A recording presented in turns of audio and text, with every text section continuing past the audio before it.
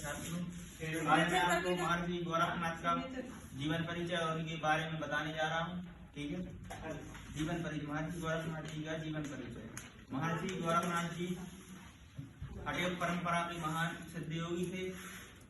भारत में हजारों योग साधक रहे हैं, लेकिन जो गोरखनाथ जी थे वो बहुत ही प्रज्वल योग साधक रहे हैं। उन्होंने अपनी योग तपस्या के बल पे बहुत सी सिद्धियां प्राप्त की हैं। अपने योग तपस्या से ही उन्होंने बहुत से ऐसे जो असाधारण कार्य होते हैं, उन्होंने योग तपस्या के बल पे उन्होंने कार्य किए हैं। गोरखनाथ जी को हम गोरखनाथ भी कहते, गोरखनाथ एवं गोरखनाथ के नाम से भी बुलाते हैं।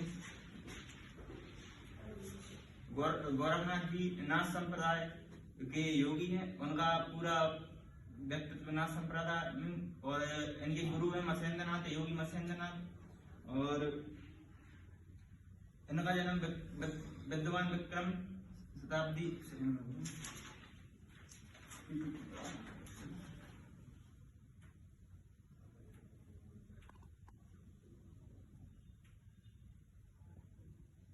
इनका जन्म विक्रम संबत 10वीं शताब्दी के मतलब मानते हैं। इनके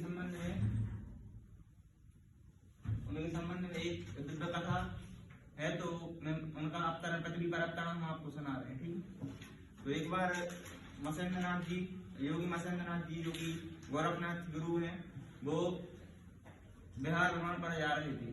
तो रास्ते में एक जगह उन्होंने भिक्षा मांगी, तो उनको एक ब्राह्मणी मिली। तो ब्राह्मणी जब उन्होंने भिक्षा मांगी, तो भिक्षा मांगने पर ब्राह्मणी का चेहरा बहुत ज्यादा उदासीनता छाई थी उनके चेहरे पे। तो फिर उन्होंने उदासीनता छाई थी, तो फिर उन्होंने उनसे उसका कारण पूछा। तो उन्होंने बताया कि उनके पास पुत्र की मतलब उनकी संतान प्राप्ति के लिए वो तपस्या कर रही थी, उनके पास संतान नहीं थी कोई, इसके लिए वो परिश्रम कर रही थी। तो गोरखनाथ जी ने उसकी उदासीनता देखकर वो थोड़े दुखी टाइप के हुए और उन्होंने सोचा कि उनको कुछ हो, तो उनने मतलब उनको वो करे।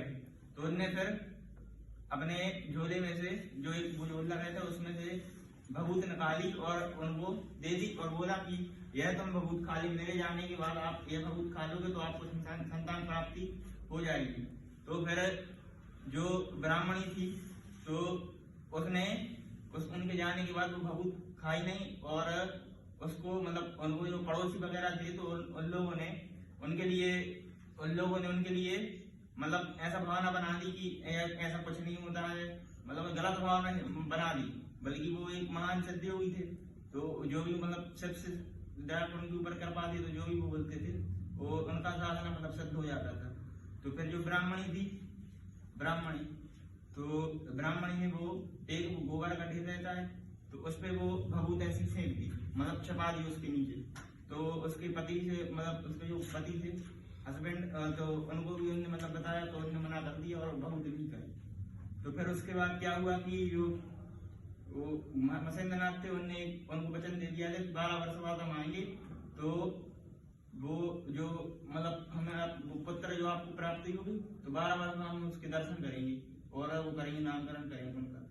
तो फिर जब 12 वर्ष बाद मत्स्येंद्रनाथ जी उनके पास फिर से आते हैं, तो जब वो उनसे पूछते हैं कि पुत्र कहाँ पे है, मतलब जो भभूत दी थी तो आपका पुत्र कहाँ है, हम उनके दर्शन करेंगे साक्षात।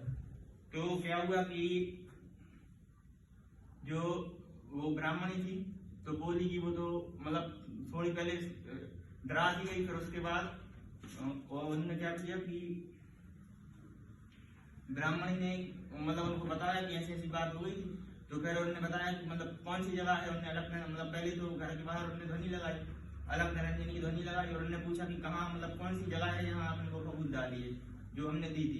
तो उन्होंने बताया कि मतलब ब्राह्मणी ने बताया कि एक मतलब वो गोबर का एक ढेर था, तो उसके पास उनको मतलब उनके गोरखनाथ मत्स्येंद्रनाथ जी को ले गई। तो मत्स्येंद्रनाथ जी के मतलब